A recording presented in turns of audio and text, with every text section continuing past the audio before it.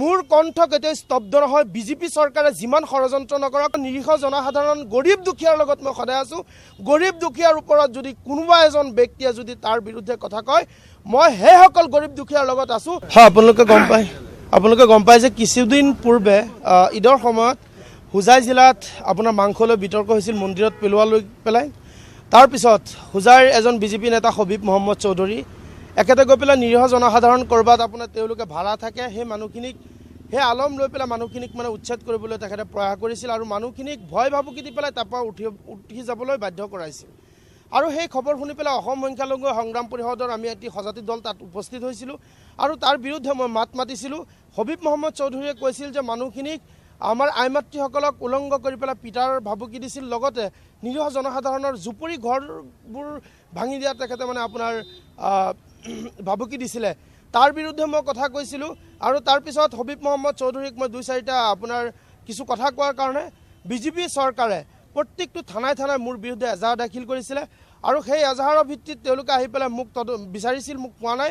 তাৰপিছত মোৰ সংগ্ৰামী সতীৰ্থ মুস্তাক আলী ডাঙৰীয়াক এৰেষ্ট কৰি লৈ গৈছিল। তাৰপিছত গাড়ীখন লৈ গৈছিল, দিয়া নাই। মই যোৱা শুক্ৰবাৰে তাত গৈছিলোঁ, ডবকা থানাত গৈ পেলাই তেওঁলোকৰ লগত যোগাযোগ কৰিছিলোঁ, কিন্তু তেওঁলোকৰ লগত যোগাযোগ কৰাৰ পিছত মোক কৈছে আজি RSSৰ মানুহ আহিছে, আপুনি আজি নালাগে, আপুনি দেওবাৰে আহক। মই তেওঁলোকৰ লগত আলোচনা কৰাৰ পিছত মই দেওবাৰে গ'লোঁ। দেওবাৰে মই গম পাওঁ, মই যোৱাৰ পিছত তেওঁলোকে মোক ডবকা থানাৰ পৰা আটক কৰে আৰু ইয়াৰ পিছত তেওঁলোকে মোক হোজাই থানালৈকে পঠিয়াই তাৰ পৰা আপোনাৰ ন্যায়িক জিম্মালৈ মোক আকৌ আপোনাৰ জেল হাজতলৈ প্ৰেৰণ কৰে। গতিকে আইনৰ প্ৰতি মোৰ আস্থা আৰু বিশ্বাস আছিলে, তেওঁলোকে মোক যথেষ্ট ন্যায় দিব।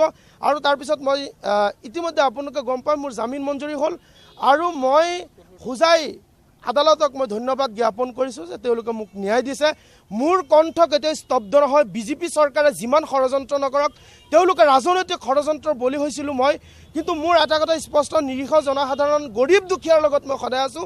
গৰীব দুখীয়াৰ ওপৰত যদি কোনোবা এজন ব্যক্তিয়ে যদি তাৰ বিৰুদ্ধে কথা কয়, মই সেইসকল গৰীব দুখীয়াৰ লগত আছোঁ আৰু সেইসকল নিৰীহ জনসাধাৰণক অত্যাচাৰ কৰা ব্যক্তিসকলৰ বিৰুদ্ধে মোৰ কণ্ঠ সদায় সৰব থাকিব। মই এদিনতে জামিন পাইছোঁ। আদালতে যথেষ্ট আদালতৰ প্ৰতি মোৰ বিশ্বাস আছিল, মই এদিনতে জামিন পাইছোঁ। মই হোজাই আদালতক ধন্যবাদ জ্ঞাপন কৰিছোঁ। হয়, আপোনালোকে গম পায় যে কিছুদিন পূৰ্বে ঈদৰ সময়ত হোজাই জিলাত আপোনাৰ মাংস লৈ বিতৰ্ক হৈছিল মন্দিৰত পেলোৱা লৈ পেলাই। তাৰপিছত হোজাইৰ এজন বিজেপি নেতা হবিব মহম্মদ চৌধুৰী একেতে গৈ পেলাই নিৰীহ জনসাধাৰণ ক'ৰবাত আপোনাৰ তেওঁলোকে ভাড়া থাকে, সেই মানুহখিনিক সেই আলম লৈ পেলাই মানুহখিনিক মানে উচ্ছেদ কৰিবলৈ তেখেতে প্ৰয়াস কৰিছিল আৰু মানুহখিনিক ভয় ভাবুকি দি পেলাই তাৰপৰা উঠি যাবলৈ বাধ্য কৰাইছিল। আৰু সেই খবৰ শুনি পেলাই অসম সংখ্যালঘু সংগ্ৰাম পৰিষদৰ আমি এটি সজাতি দল তাত উপস্থিত হৈছিলোঁ আৰু তাৰ বিৰুদ্ধে মই মাত মাতিছিলোঁ।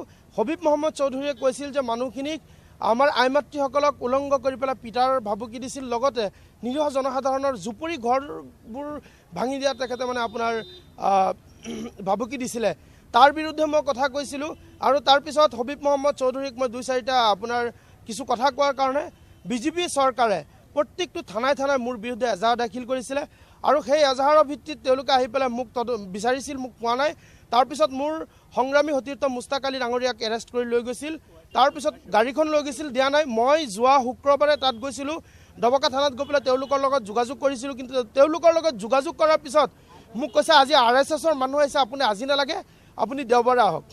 মই তেওঁলোকৰ লগত আলোচনা কৰাৰ পিছত মই দেওবাৰে গ'লোঁ।